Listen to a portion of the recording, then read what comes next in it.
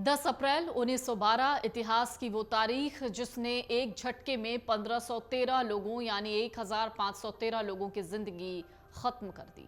दरअसल इसी दिन 19वीं शताब्दी का सबसे बड़ा जहाज ब्रिटेन के साउथहैम्पटन बंदरगाह से न्यूयॉर्क के लिए रवाना हुआ। उस वक्त बहुत ज्यादा खुशी थी, लोग एक दूसरे के साथ उत्साहित नजर आ रहे थे क्योंकि वो पहली बार इतने बड़े जहाज में यात्रा कर रहे थे। इसमें कोई शक नहीं था कि टाइटैनिक जहाज सबसे बेहतरीन जहाज था, देखने में भी सुंदर और सारी सुख सुविधाओं से लैस।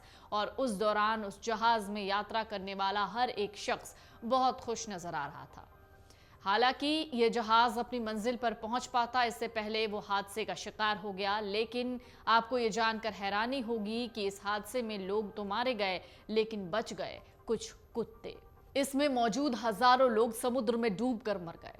इस जहाज में इंसानों के साथ साथ उनके सबसे वफादार कुत्ते भी थे। आधिकारिक आंकड़ों के मुताबिक टाइटैनिक में कुल 12 कुत्ते सवार थे, जिनमें से 9 ने इस हादसे में अपनी जान गंवा दी जबकि 3 किसी तरीके से बच गए। अमेरिकन कैनल क्लब की वेबसाइट पर छपी ये खबर के मुताबिक इस हादसे में 12 में से 3 कुत्ते जो बचे थे उनमें से 2 पोमेरेनियन ब्रीड के थे और एक पेंगिस ब्रीड का। पहले वाले पोमेरेनियन को मार्गरेट बेस्टन हेज ने पेरिस से खरीदा, जबकि दूसरा वाला पोमेरेनियन मार्टिन एंड एलिजाबेथ जेन का था। वहीं तीसरा और अंतिम बचा जिंदा कुत्ता पेगिंगिस ब्रीड का था, जिसके मालिक थे Myra and Henry S Harper. Washington Post में एक रिपोर्ट छपी थी जिसके मुताबिक टाइटैनिक जहाज 19वीं सदी का वो जहाज था जिसके बारे में कहा जाता था कि यह समुद्र में कभी नहीं डूबेगा। बताया जाता है कि इस जहाज की ऊंचाई 17 मंजिला बिल्डिंग के बराबर थी। वहीं इस जहाज को चलाने के लिए हर दिन लगभग 800 टन कोयले का इस्तेमाल होता था। कहा जाता है टाइटैनिक में 3 फुटबॉल मैदानों की जितनी जगह थी और इस जहाज का हॉर्न इतना तेज था कि इसे आप 11 मील की दूरी से भी सुन सकते थे। तो टाइटैनिक का मलबा समुद्र में बहुत तेजी से गल रहा है, ये भी रिपोर्ट्स हैं। एक्सपर्ट्स की माने तो 20 से 30 सालों में टाइटैनिक का मलबा पूरी तरीके से गल जाएगा, समुद्र के पानी में घुल जाएगा, तब शायद देखने के लिए टाइटैनिक का मलबा भी ना बचे। दरअसल समुद्र में पाए जाने वाले बैक्टीरिया टाइटैनिक के लोहे को तेजी से खा रहे हैं। ये समुद्री बैक्टीरिया रोजाना लगभग 180 किलो मलबा खा जाते हैं। जहां तक रही इस टाइटैनिक के मलबे को निकालने की बात, तो ये बहुत जोखिम भरा हो सकता है और खर्चीला भी।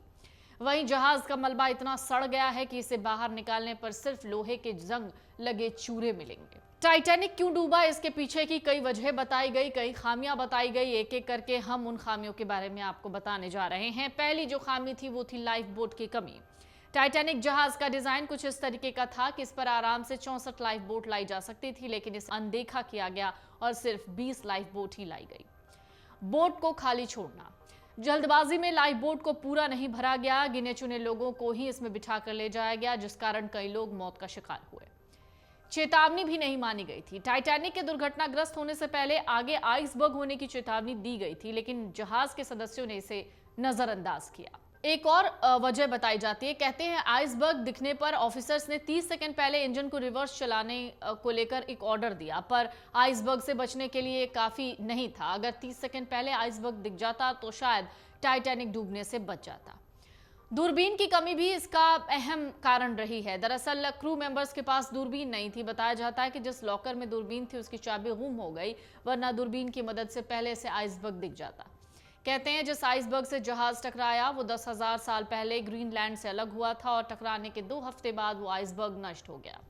उत्तर अटलांटिक सागर में जहां टाइटैनिक दुर्घटनाग्रस्त हुआ था वहां का तापमान 2 डिग्री था। इस तापमान में कोई भी व्यक्ति 15 मिनट से ज्यादा जीवित नहीं रह सकता था। टाइटैनिक जहाज $75 लाख में बनकर तैयार हुआ था, लेकिन दिलचस्प बात कि इस पर बनी गई फिल्म जो थी वो $209 करोड़ में बनी थी। अमर उजाला अब आपके टीवी पर भी। अपने स्मार्ट टीवी पर YouTube पर सर्च करें अमर उजाला, चैनल सब्सक्राइब करें और देखें ताजा खबरें, वो भी HD क्वालिटी में। और हाँ, बेल आइकन दबाना ना भूलें ताकि हर खबर हो आपके घर।